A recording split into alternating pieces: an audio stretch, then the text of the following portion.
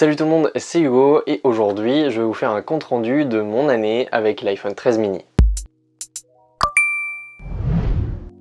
Si vous suivez la chaîne, ça fait maintenant quelques années que je possède des iPhones et ça fait quelques années que j'exprime mon avis après un an d'utilisation avec le smartphone que j'ai commandé l'année d'avant. Ce n'est que mon avis, donc dites-moi ce que vous en pensez dans les commentaires si jamais vous avez pris en main cet iPhone 13 mini et comment vous avez senti les choses avec cette année. Déjà au niveau de la rapidité, c'est exactement le même que dans la boîte. Après un an, il n'a pas changé, j'ai vraiment eu peu de bugs avec, ou alors c'est vraiment que je le malmenais, que je le faisais surchauffer, ou alors que je ne supprimais absolument pas le multitâche, c'est ce que je fais tout le temps, étant donné que ce smartphone est très puissant pour son gabarit et peut gérer énormément de choses à la fois. L'affichage de l'écran est super agréable, n'en déplaise à certains, moi j'ai trouvé la taille de l'écran aussi incroyable à utiliser, puisqu'il rentre parfaitement dans votre main et que vous pouvez tout utiliser à une main. Cependant, ce téléphone sera l'annexe d'un ordinateur, puisqu'il est tout petit et que si jamais vous regardez votre contenu sur votre smartphone, vous allez vous défoncer les yeux,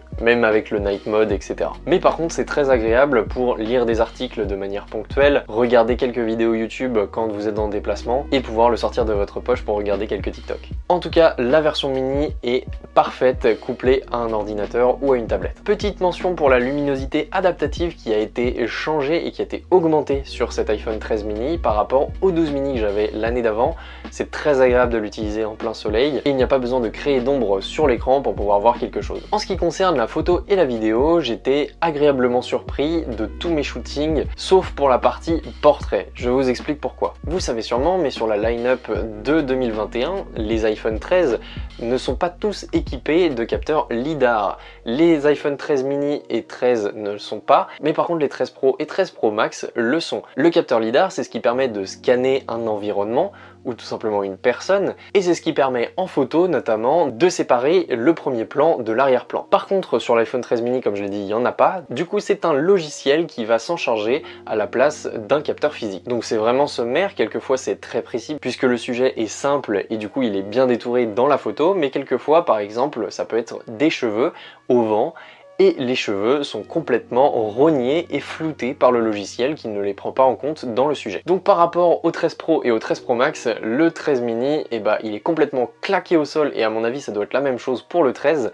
puisqu'il n'a pas de lidar non plus. En ce qui concerne les modes portrait, un petit peu plus complexes que ce qu'on a l'habitude de faire avec par exemple une voiture dans la rue. C'est pareil en vidéo pour la fonction cinématique qui est censée marcher avec le capteur lidar, le mode cinématique qui est censé passer en vidéo d'un plan à un autre en imitant une transition cinéma, et bah là tout simplement c'est la même chose, il y a les contours qui sont baveux, c'est dégueulasse. Par contre, si jamais vous faites des photos normales avec cet iPhone 13 mini, il va vous surprendre par rapport à ses capacités. Franchement c'est impressionnant, les couleurs sont sublimes et la qualité est vraiment au rendez-vous. Par contre effectivement si vous voulez faire des portraits, partez sur un pro. Du côté de la vidéo, tout simplement la 4K 60 fps vous permettra de faire des super plans hyper fluides. Par contre effectivement ça va pas donner un look cinématique, c'est bien pour faire des vidéos de vacances ou des vidéos ponctuelles, il y a une très bonne qualité en 4K 60, mais par contre des vidéos cinématiques c'est un peu plus compliqué. En tout cas ça fait pas des vidéos professionnelles. Le son des haut-parleurs est passable, si vous voulez avoir un aperçu de quelques sons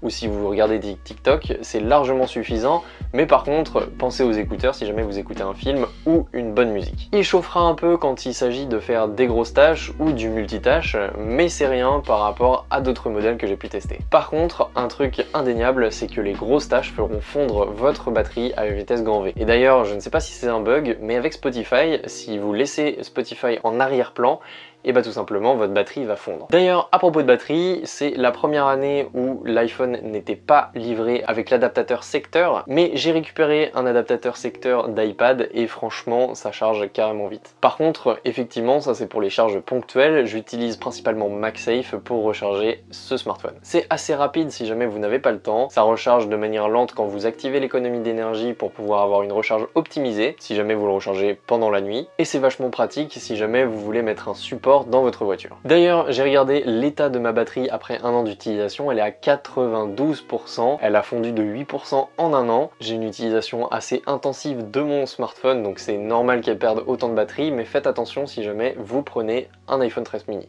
Par contre, effectivement, si vous souhaitez faire des grosses journées et des grosses tâches avec ce smartphone, ce ne sera pas l'iPhone qu'il vous faut. Surtout si vous voulez bosser avec, il ne faudra pas prendre cet iPhone. C'est pour ça que je vous ai dit en début de vidéo que c'était une extension, une appendice de votre outil de travail qui est la tablette ou l'ordinateur. Sachez aussi pour ceux d'entre vous qui jouent à des jeux vidéo sur votre smartphone que vous aurez du mal à tenir la journée. Par contre, ceux qui auront une utilisation un peu plus réseaux sociaux, l'audio sur votre smartphone bouffe énormément de batterie, les haut-parleurs sont puissants mais ça bouffe beaucoup de batterie. Et par contre, les réseaux sociaux sont très bien optimisés pour vous, donc foncez. Donc voilà, c'était mon recap de mon année avec cet iPhone 13 mini. J'espère que vous aurez apprécié et que vous serez fait un avis après cette vidéo.